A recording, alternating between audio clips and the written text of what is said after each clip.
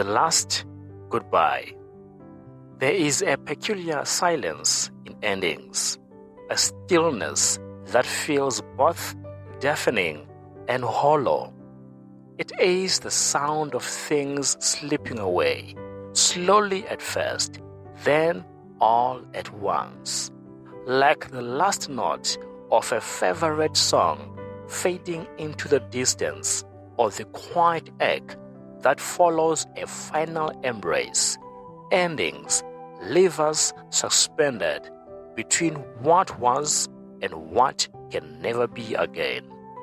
To watch something you once held dear come to its inevitable close is a kind of mourning, though there are no funeral processions for the intangible, no eulogies for the years you poured into a love that unraveled thread by thread, no flowers laid for the friendships that quietly wither, their laughter now an echo in rooms you rarely visit.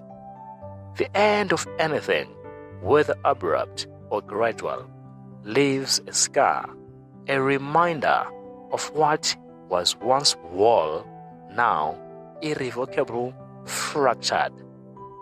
Sometimes endings are marked by words, sharp, deliberate sentences that sever ties and cut deep. Other times, they are defined by the absence of words, the silence that stretches like an ocean between people who were once inseparable. And then there are the endings that come not from choice, but inevitability. The closing of an era, the passing of a season, the relentless march of time sweeping away moments you didn't know you needed to savor until they were already gone.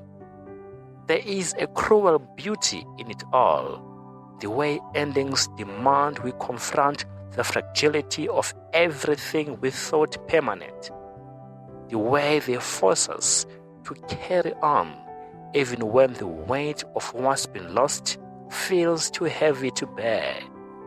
And yet, we do. We gather the remnants, the fading photographs, the fragments of memory, and hold them close. Proof that something once existed, even if it no longer does. But the saddest part of endings is how they leave us haunted by the almost and what ifs, the roads not taken, the words left unsaid, the moments we didn't know were final until it was too late.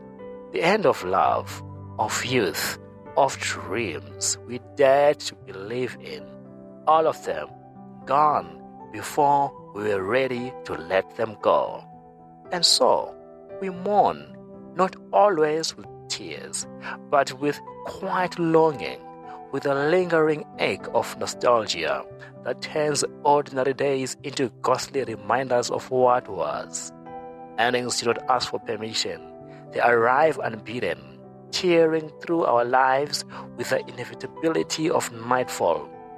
And though we try to hold on, to keep the light burning just a little longer, we know deep down that all things must fade.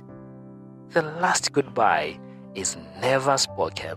It is felt in the silence that follows, in the stillness that circles, in the spaces where something beautiful once lived.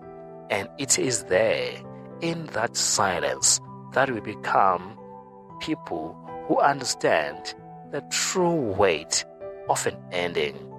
It is not the absence itself that breaks us. It is the realization that we must now learn to live without it.